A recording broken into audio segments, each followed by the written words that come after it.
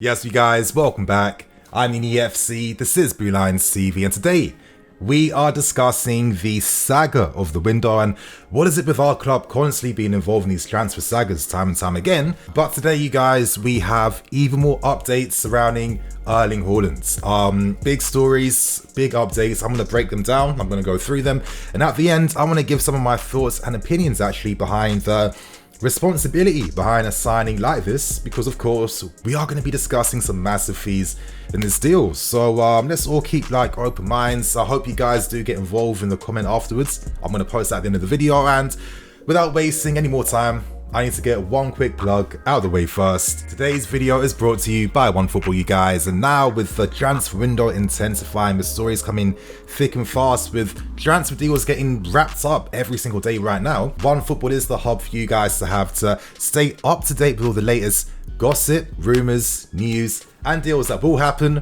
or deals that have been finalized. Honestly, it will make your life so much easier during this very hectic transfer window season. So what are you guys waiting for? You'll find a link below in the description. As you guys are seeing on screen beside me, there are so many useful features that you will find out for yourselves as well, and of course I will be promoting them too. So as I said, you'll find it below in the description. Without wasting any more time, so right now we start with the stories, you guys, and there have been many reports coming out this past 12 hours. So let's break them down. Let's go through them. Let's take them off the list, you guys. And of course, at this point in time, one of the reports does state that Haaland actually sees himself signing for us at some point in the future. No official bids have been made right now. However, the news does state though that the club will only make bids when they feel confident that Dortmund are ready to play and do business. So that definitely brings an interesting spin on things. And of course, in things, we know that Dortmund want 175 million euros, which is 154 million.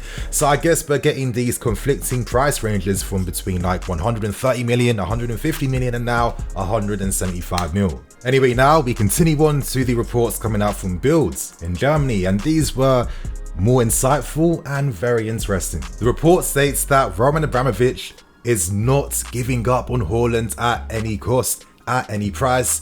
He is his number one man and he wants to sign him. The report continues to state that Roman sees no other alternatives when it comes to his pursuit for Erling Haaland, and it even states that Roman has allocated 175 million for this deal. Now the report does end by saying that to offset the massive cost to sign Haaland, players such as Ziyech, Tammy Abraham and Hudson-Odoi could be made available for sale to help finance the move, which is well, it's pretty crazy to me, you guys. Let's discuss that. Abraham, Hudson-Odoi or Ziyech.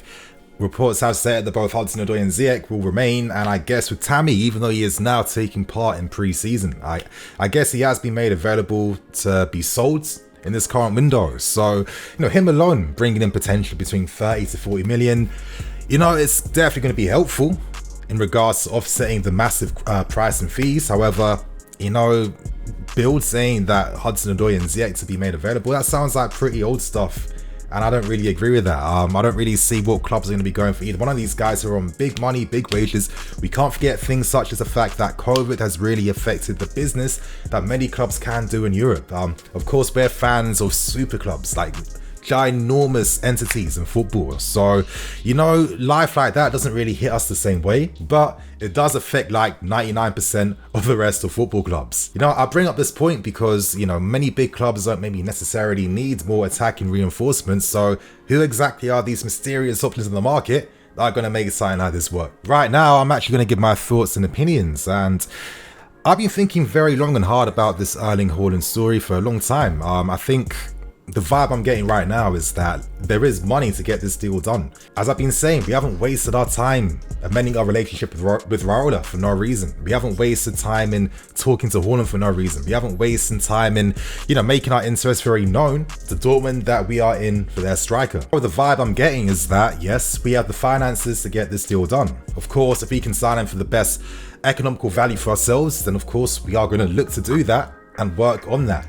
However, ultimately, there is money from the club, from Roman, to get a deal like this done. So I guess the thing I'm thinking about now, and it's only just hit me recently, to be real with you, since it became maybe a bit more known to me that yes, the money is there, is this the most responsible use of our funds?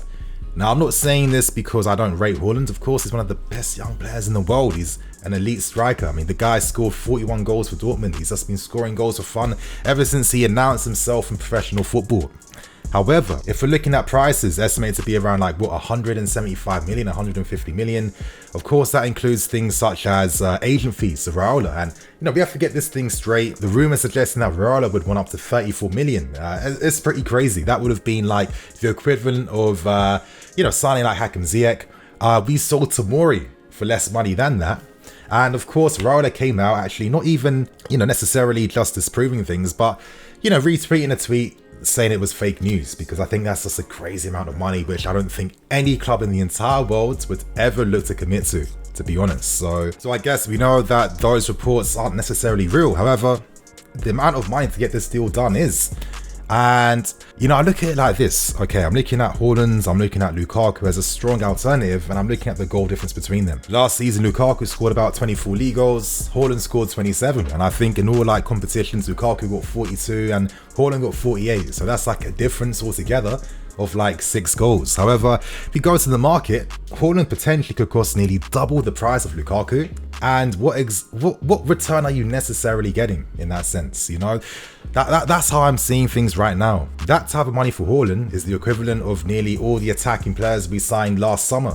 And I definitely think that when you're spending money like this, I always kind of thought that with big money like this, that's to sign the very, very, very best who have proven over maybe a few seasons that, yes, this is why they're worth the money. Like, for example, if you told me that, Messi was going to be available, I'd understand. We saw with Neymar, he was around for the similar figure. So for me, that is like the upper echelon of players in the game who deserve those types of values. Yeah, I know we can go down like an endless rabbit hole of hypotheticals, but there are a few ones to consider. Like, for example, what is like the bare minimum amount of goals to expect?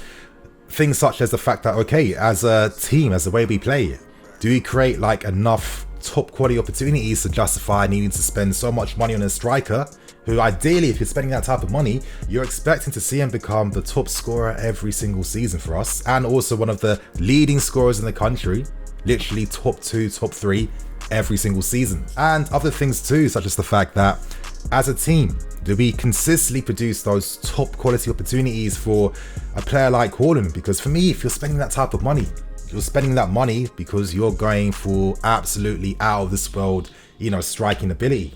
You're going for a striker where you have to be giving him at least the opportunities to get at least 30 goals minimum a season. I think that's the level we're talking about right now. And of course, these are like a few doubts and fears I have right now. This doesn't necessarily mean that I'm an absolute slave to them. Of course, there's so many things that could happen. During pre-season, we still have to see what type of changes Tuchel is going to be making for next season.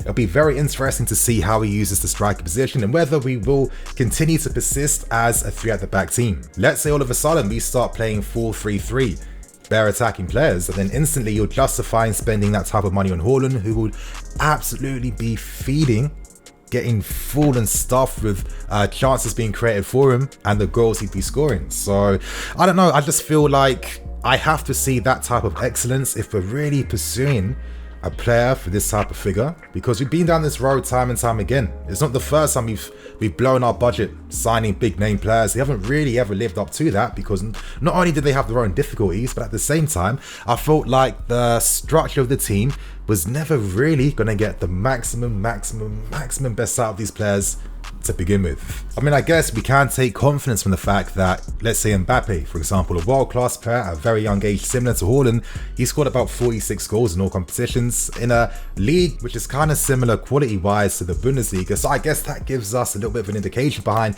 what we could expect up front from Haaland. But still though, for that type of money, could we not allocate that to funding different positions, giving more opportunities to the talent we have? You look at your Kais, you look at your Pulisics, your Hudsons. These guys are guys that should be getting you double digits goals and assists. They can only get there with more consistent minutes shared out between them, and I believe they definitely have the quality, as has been proven time and time again. If we never sign Haaland, I guess we could afford to survive without him. We could look to what we have, or even look to make smart acquisitions like Lukaku for like nearly half the price. So I'm going to end this video, you guys. I'm going to pose this question to you all. Let's keep things open. Let's keep things insightful, because I really want to read your honest takes and opinions behind this potential investment into signing Erling Haaland. So on that note, I'm EFC, this is Blue Line CV. I'll catch you guys later with some more videos. Cool.